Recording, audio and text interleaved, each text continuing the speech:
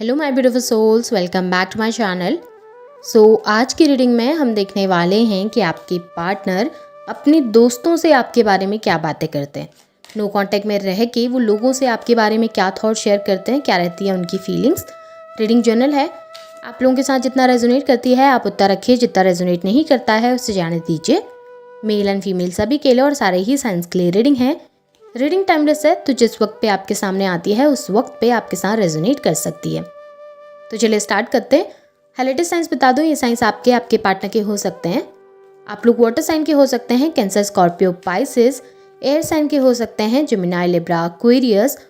Numbers में यहाँ पर आप लोगों के लिए देखूं तो नंबर 4 इंपॉर्टेंट दिखाई दे रहा है। आप लोगों के लिए अप्रैल मंथ इंपॉर्टेंट हो सकता है। नंबर 2 फेब मंथ इंपॉर्टेंट हो सकता है। नंबर 5 मई मंथ इंपॉर्टेंट हो सकता है। और यहाँ पर पे अर्थ साइन भी है, टॉरस, वर्गो, कैप्रिकॉर्न। और 3 नंबर मार्च मंथ भी इंपॉर्टेंट आप लोगों के लिए दिखाई दे रहा है।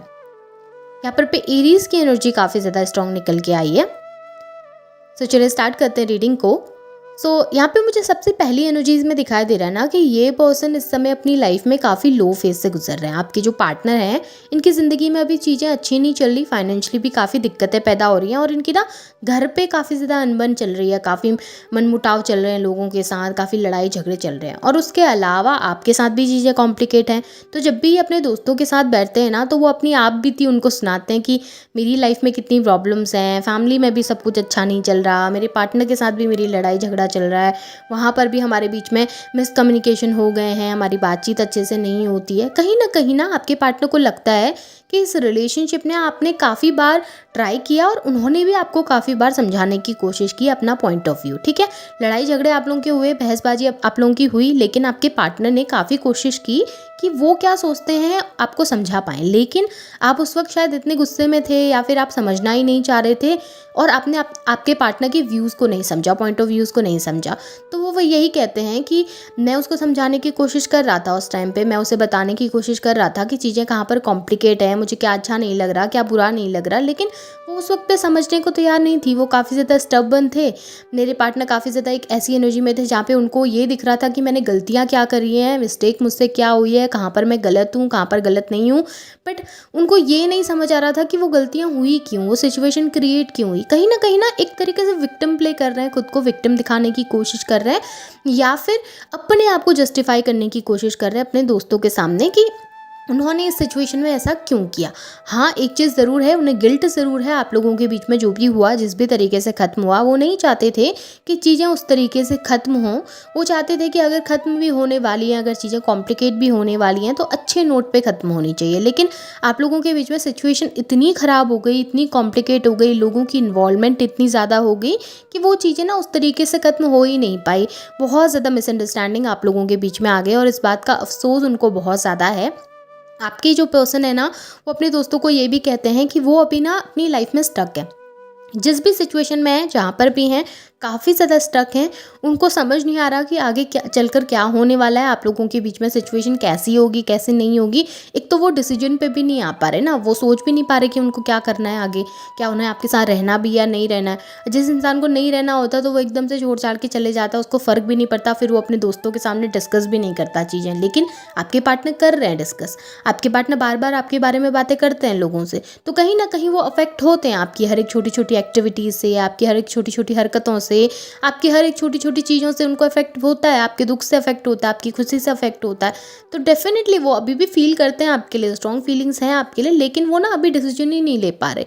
उनको समझ ही नहीं आ रहा कि आगे चलकर चीज़ें सही कैसे होंगी, वो क्या कर सकते हैं ऐसा कि चीज़ें फिर से नॉर्मल हो सकें, आप लोगों के बीच की सिचुएशन फिर से नॉर्मल हो सके। ऐसा नहीं है कि उनको गिल्ट नहीं है अपनी चीज़ों का, डेफिनेटली उनको पता है उन्होंने कहाँ पर क्या गलतियाँ करी हैं, क्या गलत किया है, क्या सही किया है, सब कुछ उनको बहुत अच्छे तरीके से पता है। ऐसा नज़र आ रहा है इस वक्त ना उनकी लाइफ बिल्कुल भी ट्रैक में नहीं है जिसे वो ट्रैक पे लाना चाह रहे हैं, और शायद उनको कहीं ना कहीं अपनी गलतियों का भी एहसास है और वो उनको सुधारने की कोशिश भी करते हैं। वो उनके दोस्तों से हेल्प चाहते हैं, वो अपने दोस्तों से हेल्प मांगते हैं कि उनके दोस्त उनको सही डायरेक्शन में गाइड करें, उनको बताएं कि वो अपनी लाइफ को फिर से कैसे सही कर सकते हैं, क्योंकि उन्होंने कोशिश बहुत की लेकिन लाइफ फिर से उस तरीके से नहीं हो पा रही है, अच्छी नहीं हो पा रही है, बहुत कॉम्प्लिकेशंस आ रहे हैं। तो वो अपने दोस्तों से बैठ कर ना गाइड करने को कहते हैं कि आप मुझे गाइड कीजिए, आप मुझे बताइए कि चीज़ें कैसे सही हो सकती हैं, आप मुझे गाइड कीजिए कि चीज़ें कैसे नॉर्मल हो सकती हैं। तो इसी तरीके की बातें आपकी जो पार्टनर हैं वो अपने दोस्तों से करते हैं। देखिए, फाइनेंशियली भी ना इस समय पे आपके पार्टनर काफ़ी क्राइसिस से गुजर रहे हैं, फाइनेंशियली भी उनको काफ़ी ज़्यादा दिक्कतें पैदा हो रही हैं, तो वो चाहते हैं अपने दोस्तों से कि वो थोड़ा सा उनको सपोर्ट कर दें या थोड़ा सा उनको हेल्प कर दें, ताकि वो अपनी लाइफ को फिर से बेटर कर सकें या सिचुएशन को फिर से बेटर कर सकें। और आपसे रिलेटेड तो बात यही है कि आपके पार्टनर यही चाहते हैं कि इस रिलेशनशिप में एक बार फिर से कोशिश करें, एक बार फिर से चीज़ें सही करें, और वो आपसे भी चाहते हैं कि आप भी अपने अंदर थोड़ा सा बदलाव लाएँ। आपके अंदर भी अगर थोड़ा बहुत चेंज उनको देखने के लिए मिलेगा तो शायद फ्यूचर में चीज़ें और नॉर्मल हो सकती हैं आप लोगों के बीच में। आपके पार्टनर अपने दोस्तों से ये भी कहते हैं कि वो बैठ के ना सारा दिन ओवर थिंकिंग करते हैं चीज़ों को लेकर। उन्होंने काफ़ी सारे प्लान्स बनाए हैं आने वाले समय के लिए। शायद आप लोगों ने मिलकर एक दूसरे के साथ काफ़ी सारे प्लान बनाए थे फ्यूचर को लेकर, जो कि पूरे नहीं हो पाए। उस वक्त शायद उन्होंने ग्रीडी होकर कुछ ऐसे डिसीजंस ले लिए या गुस्से में आकर कुछ ऐसे डिसीजंस ले लिए थे जिसकी वजह से आप दोनों एक दूसरे से दूर हो गए। लेकिन आपके पार्टनर सोच विचार कर रहे हैं एक जगह पर बैठकर। उन्हें आगे लाइफ अपनी अच्छी चाहिए, बेहतर चाहिए, और एक सही समय का इंतज़ार भी कर रहे हैं जहाँ पर पे आपको ये सामने आकर अप्रोच कर पाएँ या आपके सामने आकर कम्युनिकेट कर पाएँ। कहीं ना कहीं ऐसा भी है कि आपके जो ये पार्टनर है ना, वो आपके बारे में पता लगाने की कोशिश भी करते हैं अपने दोस्तों से। हो सकता है आप लोगों के कोई ऐसे कॉमन फ्रेंड है जो आपको भी जानते हैं, आपको भी पहचानते हैं अच्छे से, या आपके कनेक्टेड हैं कहीं से और उनके भी बहुत अच्छे दोस्त हैं, तो वो उन लोगों से ज़्यादा बातें करने की कोशिश करते हैं ताकि आपके बारे में पता चल सके कि आपकी लाइफ में क्या चल रहा है, आजकल आप क्या कर रहे हैं, कहाँ पर पे कनेक्टेड हैं, आपकी सिचुएशन आजकल कैसी है। तो वो सब चीज़ें ज़्यादा करते हुए मुझे आपके पार्टनर दिखाई दिए हैं। कहीं आपके पार्टनर ना अपनी कन्फ्यूजन को दूर करना चाहते हैं। आपके पार्टनर अपने मन की, उनके मन में जो चल रही है ना सिचुएशंस, उनको सॉर्ट आउट करना चाहते हैं, और उनके लिए वो ज़्यादा लोगों से बातें करते हैं गाइडेंस लेने के लिए। अपने से एल्डर से बात कर लिया गाइडेंस लेने के लिए कि अभी मुझे कैसे करना है सिचुएशन में, अभी मुझे कैसे हैंडल करना है चीज़ों को। हाँ, स्टबर्न तो है आपके पार्टनर, करेंगे वही जो उनका मन चाहेगा, लेकिन फिर भी एक वो होता है ना कि मुझे सबसे जानना है कि सबकी सोच कैसी है, मुझे सबसे जानना है कि सबके माइंड में क्या चल रहा है, और उसके बाद मैं सोच समझ के फिर अपने अकॉर्डिंग ही डिसीजन लूँगा।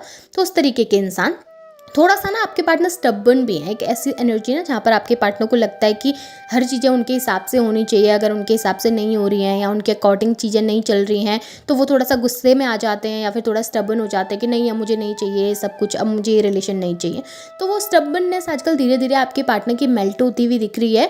थोड़ा स्टबर्ननेस के चक्कर में भी आपके पार्टनर जल्दी से आकर आपको अप्रोच नहीं कर पा रहे। लेकिन हाँ, एक चीज़ ज़रूर है, दोस्तों के सामने बैठकर आपके बारे में डिस्कशन ज़रूर चलता है, बातें ज़रूर चलती हैं, भले खुद को सही दिखाने की कोशिश करें, लेकिन हाँ, एक ये है कि आपका ख्याल उनके माइंड में ज़रूर है।